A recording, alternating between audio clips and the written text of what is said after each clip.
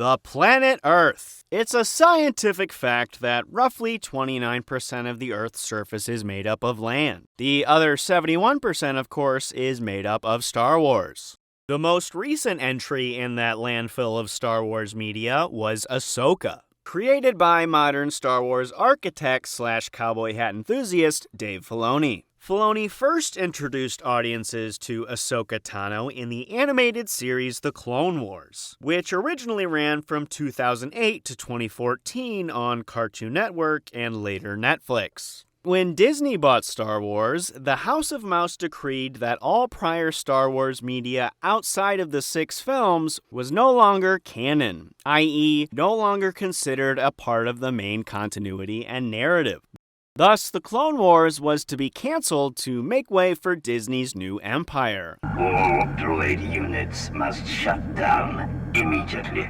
Filoni was then tasked with indoctrinating the youth of the Disney generation with a new Star Wars cartoon, Star Wars Rebels. But in a masterstroke of scheming that would make even Emperor Palpatine jealous, Filoni reintroduced Ahsoka Tano into the mix, opening the door for all of his Clone Wars creations to be a part of the canon again.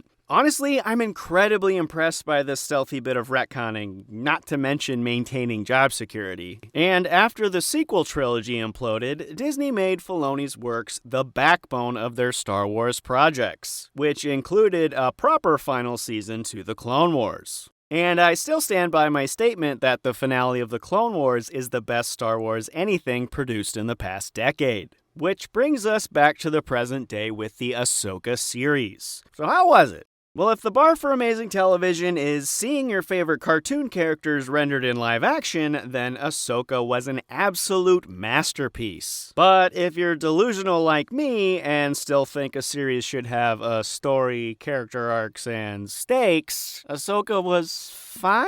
My problem with Ahsoka and most modern Star Wars boils down to the fact that I think animated Star Wars is just better than live action. Full stop. That's it.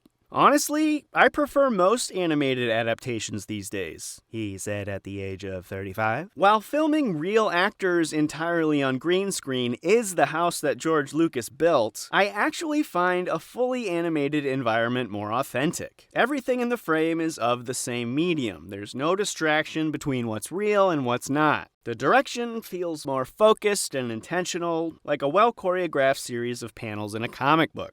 Narratively, Ahsoka is pretty simple. From the first episode, it tells you what it's going to do. Travel to a distant galaxy to find long-lost Rebels friend Ezra and try to prevent this blue bastard from escaping. And then, for 8 episodes, proceeds to show us just that.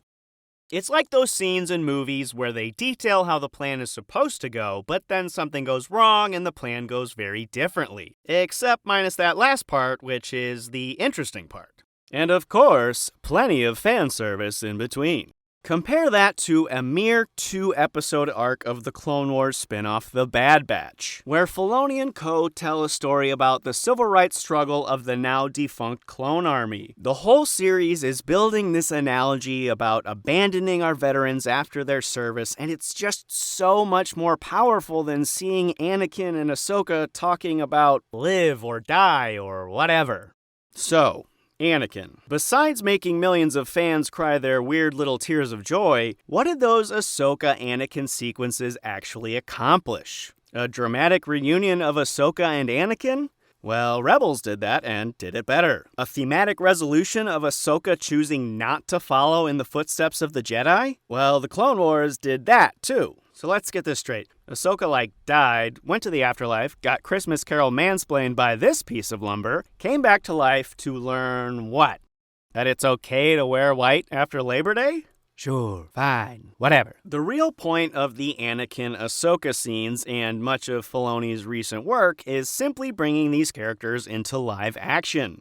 Personally, I don't really want to see these characters brought into live action. As I've gotten older, I've become less and less interested with the realism of making everything live action. Dark Knight Returns creator and swastika fetishist Frank Miller once said, "I don't want to see Superman sweat, I want to see him fly. We want to suspend our disbelief, not reinforce it. The more realistic we try to make fantasy, oftentimes the more it crumbles under scrutiny. Some things just don't translate to live action. For example, Lars Mikkelsen provided a chilling voice to Grand Admiral Thrawn, but seeing this slick blue string bean turned into human flesh really diminished the ominous factor for me.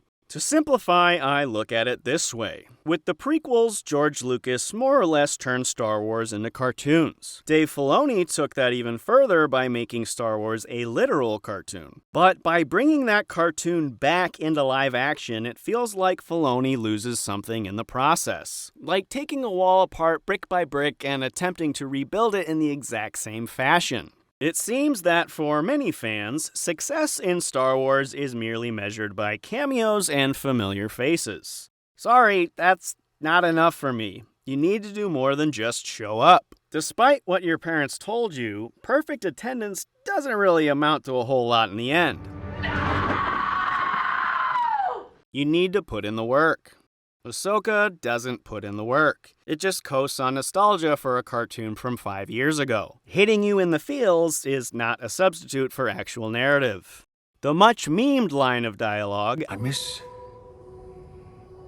the idea of it, is actually a pretty good metaphor for the series. People like the idea of Ahsoka because it digs up all their old favorite toys from the toy box, sure, but do they actually like the work itself? Modern Star Wars is just wish fulfillment. We have to see these two characters on screen together. What fandom doesn't seem to grasp is that art doesn't owe you anything. It shouldn't be a wish list of cameos and references to be checked off one by one. The best art doesn't give you what you want, it gives you what you didn't know you needed. People love The Empire Strikes Back, but if it came out today, they'd lose their goddamn minds for how it subverts expectations. I basically gave up on live-action Star Wars some time ago. Could not tell you what happened in Helmet Cult Season 3. But given my affection for the Clone Wars and Rebels, I wanted to give Ahsoka a shot. The inevitable Season 2 of Ahsoka is likely to come, and I will be eagerly awaiting the final season of The Bad Batch.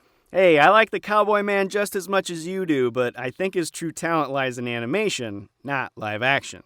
And one more thing, a quick rundown of nitpicky complaints in no particular order. Having the Rebels cartoon continue in live action is such a strange choice. It's like if they did a live action reboot of Batman the Animated Series. Oh god, some of you probably want that, don't you? Don't feel like animating a background? Just fill up the frame with a bunch of smoke instead. Watch and be astonished as these stormtroopers line up to be defeated in the most boring action sequence possible. The New Republic is so lame, and maybe that's the point, but the more I see of them, the happier I am they got blown up by the space trumps in Force Awakens. Live or die? I choose to live. At no point did I believe Ahsoka wanted to die.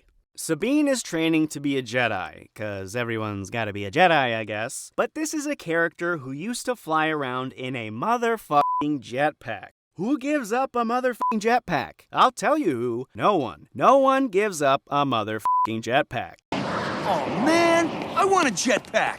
Jedi don't need jetpacks. Not even a Jedi.